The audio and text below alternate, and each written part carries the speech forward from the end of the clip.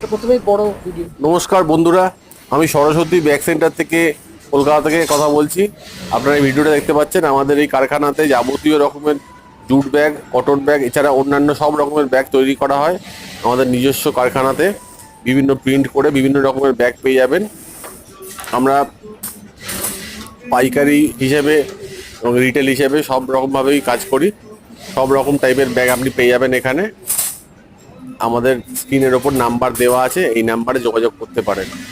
নমস্কার।